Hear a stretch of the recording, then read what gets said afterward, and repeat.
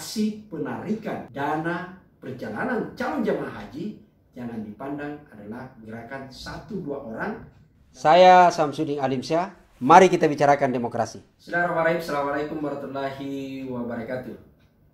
Alhamdulillah wa syukurlah wa la hawla wa la quwwata illa billah. Sobat sekalian, kita berjumpa lagi di channel Ustadz Demokrasi. Sebuah channel yang selalu berusaha menyajikan isu-isu yang paling aktual dan tentu analisa yang lebih tajam. Sobat sekalian, sesuai dengan masukan para netizen kita, maka kali ini adalah lagi-lagi kita masih akan membahas soal haji, pembatalan pemberangkatan calon jemaah haji di tahun 2021. Sobat sekalian, pada edisi sebelumnya, edisi pertama, kita sudah membahas ada apa di balik pembatalan calon jemaah haji. Pada edisi kedua ini kita akan membahas berkaitan dengan apa dampak dari pembatalan pemberangkatan calon jemaah haji di tahun 2021. Seperti yang kita tahu bersama bahwa di hari Kamis kemarin, tanggal 3 Juni tahun 2021, pemerintah melalui Kementerian Agama secara resmi sudah mengumumkan bahwa jadwal pemberangkatan calon jemaah haji di tahun 2021 ini kembali ditunda atau dibatalkan. Tahun ini tidak ada. Itu artinya bahwa ini saya kira adalah seperti yang kita bahasakan di edisi sebelumnya, ini adalah sebuah kebijakan yang betul-betul memilukan, yang betul-betul memukul perasaan bagi umat muslim, lebih khusus lagi kepada calon jemaah haji kita yang sebenarnya adalah sekian puluh tahun menanti, menunggu antrian sampai kapan bisa mendapatkan giliran untuk bisa naik melakukan ibadah haji. Ingat, untuk bisa naik haji di Indonesia ini bukan karena ada saja duit gitu ya, untuk kemudian store hari ini, tahun ini juga akan naik, bukan di situ. Karena ada pembatasan kuota, rata-rata kuota kita hanya berada pada posisi 210.000 per tahun, sementara jumlah pendaftar haji kita adalah betul-betul sampai ratusan ribu. Dan kita tahu bahwa sebenarnya adalah kalau berdasarkan data dari pemerintah, ternyata rata-rata kita lihat calon jemaah haji paling cepat pemberangkatannya itu adalah sampai 20 tahun. Betapa lama mengantri. Bahkan sebenarnya kalau diambil per kasus ada bahkan sampai 40 tahun. Jadi dengan pembatalan ini adalah betul-betul kembali memukul perasaan calon jemaah haji kita yang betul-betul tidak pernah diduga gitu ya, dan kembali terjadi. Ingat, pembatalan kali ini sebenarnya adalah bukan pembatalan kali pertama. Sebelumnya di tahun 2020 juga tidak ada pemberangkatan calon jemaah haji. Hanya saja memang respon publik, penerimaan masyarakat, penerimaan umat muslim di tahun 2020 dengan tahun 2021 sangat jauh berbeda. Ketika di tahun 2021 kalau kita bisa lihat, kalau kita lihat di tahun 2020, respon masyarakat saat itu seperti betul-betul meyakini secara bersama bahwa oke, saat ini kita belum ditakdirkan untuk berangkat. Karena pada saat itu adalah ada serangan virus pandemi COVID-19 pada saat itu. Apakah COVID sekarang pada saat itu juga sudah tidak ada sampai sekarang? Ternyata itu masih ada. Dan ini juga adalah menjadi alasan pemerintah kenapa kemudian dibatalkan. Tapi apa yang membuat kemudian publik menjadi penerimanya tidak sama dengan di tahun 2020? Tentu ada banyak hal gitu ya. Tentu ada banyak hal yang kemudian publik dibuat resah, apalagi dengan banyaknya informasi yang berseliweran. Tetap publik menyatakan oke, masih ada COVID, tapi ada banyak tanda tanya yang lain yang memang harus segera dijawab oleh pemerintah. Ada banyak jawaban, tapi kemudian secara tegas itu dirasa menjadi masih sangat penting. Apalagi misalnya kalau menyebut bahwa alasan COVID, faktanya ada 11 negara yang dibuka oleh Arab Saudi yang bisa datang ke sana berkunjung gitu. Ini fakta gitu ya. 11 negara itu adalah misalnya ada Emirat Arab sendiri, lalu kemudian ada Amerika, ada Italia, ada Portugal, ada Jerman, ada Inggris, macam-macam gitu ya, termasuk ada Prancis di sana. Ada 11 negara yang kemudian mereka diterima untuk masuk. Seperti yang kita sebutkan di edisi pertama, Indonesia tidak termasuk dalam 11 itu. Walau-walau apa yang terjadi. Tapi kemudian reaksi publik kemudian banyak menyatakan. Apa yang lain kemudian terjadi? Terlepas dari banyaknya informasi-informasi yang berseliweran itu yang membuat kemudian semakin gelisah, bahkan ada berkaitan dengan soal kecurigaan anggaran dana haji dan macam-macam gitu ya. Nah, pemerintah sudah berusaha untuk meyakinkan, tapi di tengah pemerintah juga berusaha keras meyakinkan publik, ada hal yang menarik bahwa di 2 hari terakhir ini juga ternyata aksi calon jemaah haji ramai-ramai melakukan penarikan itu terjadi. Tidak bisa dibantah. Di beberapa daerah calon jemaah haji itu kemudian mendatangi Kemenak, ada mendatangi lembaga-lembaga termasuk perbankan untuk menyatakan, oke, saat ini kami akan mengajukan permohonan untuk pengembalian setoran biaya perjalanan haji. Itu terjadi. Misalnya kita lihat, kalau kita cek di beberapa berita yang beredar, itu terjadi ada misalnya di Lampung, ada di Tegal, ada di Situbondo, ada di Bondowoso, dan di beberapa daerah lain itu terjadi gitu ya. Nah, ini yang kemudian kita lihat bahwa ini harus segera diantisipasi. Apakah aksi penarikan itu karena tidak kepercayaan publik kepada pemerintah atau karena memang kebutuhan biasa saja? Berdasarkan pengakuan calon jemaah haji yang menarik dananya itu memang menyebut adalah seragam bahwa karena ini masa Covid dan kita membutuhkan kebutuhan sehari-hari, mereka kemudian mengajukan pengembalian setoran dana perjalanan haji mereka.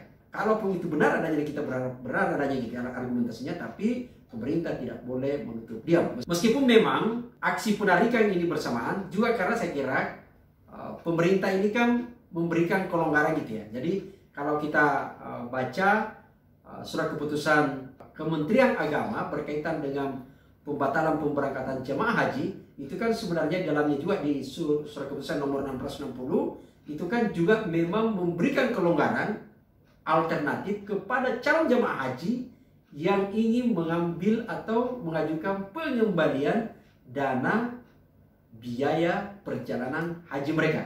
Itu dimungkinkan di situ, dan ada bahkan diatur di sana adalah setidaknya ada 7 prosedur untuk mengajukan pengembalian dana tersebut. Misalnya, poin pertama itu adalah calon jemaah haji tentu yang bersangkutan yang berminat untuk dikembalikan dananya adalah mengajukan secara resmi permohonan pengembalian setoran pelunasan secara tertulis kepada Direktorat Penyelenggara Haji.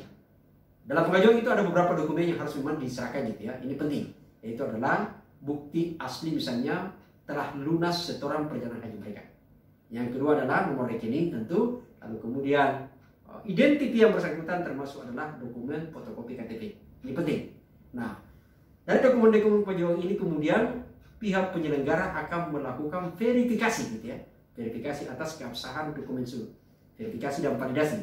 Kalau itu kemudian sudah, maka tentu Kemenak akan mengajukan permohonan ke Direktorat untuk dinyatakan pembatalan setoran pelunasan pemberangkatan calon jamaah haji. Jadi itu kemudian di ini, lalu kalau semua selesai tahapannya, Kemenak akan kemudian mengembalikan, jadi melalui Direktorat gitu ya, itu akan mengembalikan dana calon jamaah haji tersebut ke Badan Pengelola Keuangan Haji. Karena ingat, dana haji selama ini adalah sejak tahun 2017 itu sudah dibentuk Badan Pengelola Keuangan Haji. Jadi dana itu di sana, lalu kemudian nanti dana yang dikumpul nanti pada saat akan berangkat, baru kemudian misalnya tahun ini harusnya berangkat, itu dananya sudah disetor kepada Kemenak gitu ya. Lalu kemudian karena ini akan ada pembatalan, maka Kemenak akan mengembalikan kepada Badan Pengelola Keuangan Haji, dan badan inilah nanti akan mentransfer kembali ke calon jamaah haji yang mengajukan pengembalian tersebut. Kira-kira akan memakan waktu 9 hari. Pertanyaannya sebenarnya kemudian adalah bagaimana status calon jamaah haji yang sudah meminta atau sudah mengusulkan pengembalian dana tersebut. Apakah nanti di tahun 2022 nanti kalau jadi gitu ya, jangan pembatalan lagi, kalau jadi gitu ya, apakah nanti tetap akan menjadi prioritas yang berangkat atau justru akan digeser? Jadi ini juga harus hati-hati gitu ya, karena dalam surat 660 itu tidak dinyatakan di situ. Meskipun memang kita bersyukur karena sudah ada jaminan dari pemerintah menyatakan bahwa itu tetap menjadi prioritas. Tapi tentu juga pada saat permohonan pengajuan pengembalian setoran dana haji itu adalah tidak semuanya diambil. Yaitu adalah jumlah 25 juta itu tetap menjadi harus saving atau saldo dalam rekening. Sebagaimana disyaratkan bahwa untuk seorang calon jamaah haji dinyatakan mendapatkan nomor kursi, bahasa rakyatnya, bahasa pasarannya adalah untuk naik haji itu harus membayar 25 juta. Dari total sebenarnya 35 juta. Jadi nanti pada saat mau berangkat menambah sampai 10 atau 15 juta. Nah inilah ketika ingin mengembalikan dana belanja perjalanan haji, 25 juta itu harus tersaving dalam rekening tetap. Kalau kemudian semua diambil 35 juta, itu artinya dinyatakan mundur total.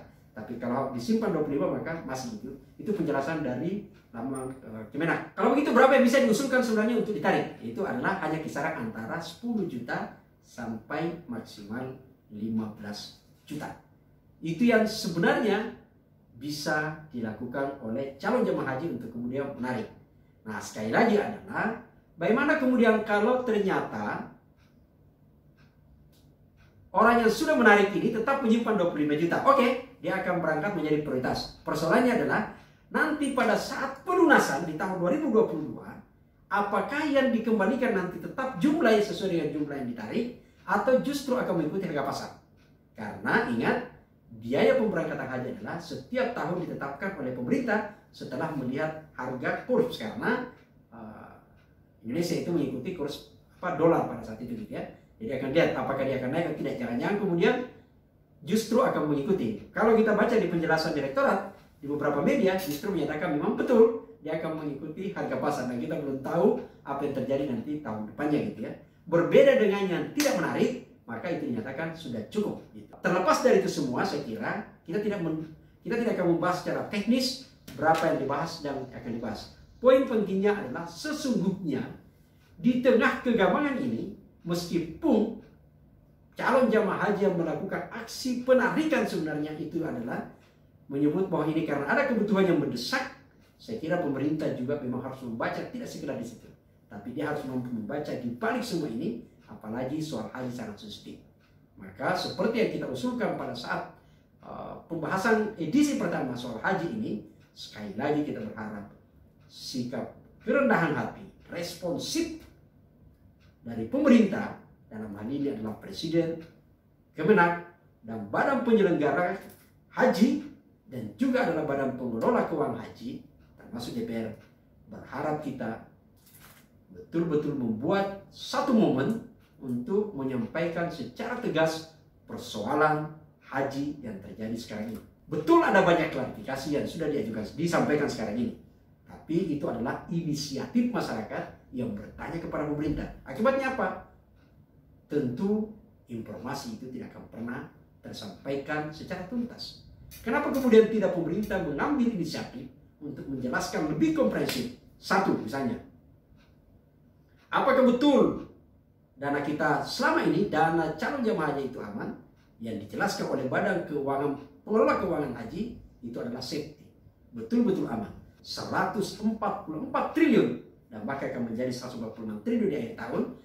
Itu dana haji yang sudah masuk sekarang, dan dinyatakan di sana penjelasannya bahwa bahkan ada tunai, ada cash yang siap membiayai sampai 3 tahun pemberangkatan calon jemaah haji.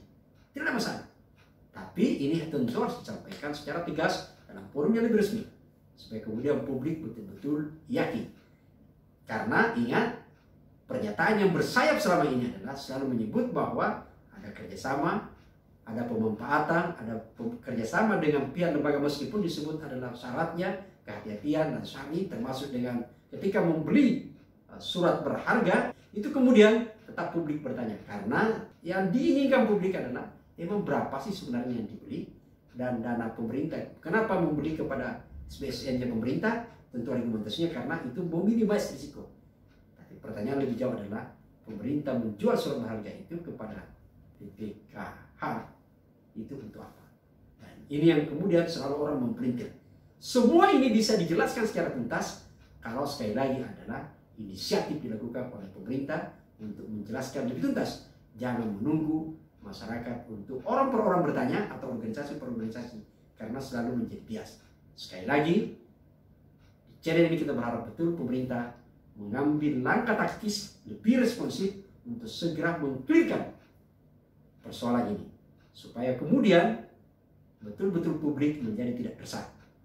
Aksi penarikan dana perjalanan calon jemaah haji jangan dipandang adalah gerakan 1-2 orang dan seolah-olah karena mengaku sudah penjelasannya adalah karena kebutuhan sehari-hari kemudian kita menerima. Jangan lihat dari situ. Tapi Jadi dia dalam posisi bahwa ini harus segera diantisipasi. Bagaimanapun juga, soal dana sangat sensitif bagi publik. Apalagi ini adalah dana bukan sumbangan biasa, tapi ini adalah dana biaya perjalanan untuk orang naik haji, dana untuk beribadah. Sehingga sangat sensitif. Dan ini bisa diminimais, bisa dijelaskan secara tuntas, tentu dengan pihak yang berwenang. Dan kita semua juga publik harus menerima, tidak boleh juga banyak kemudian curiga. Tapi yang menjadi penting sekali lagi, sumbernya harus tepat dari pemerintah.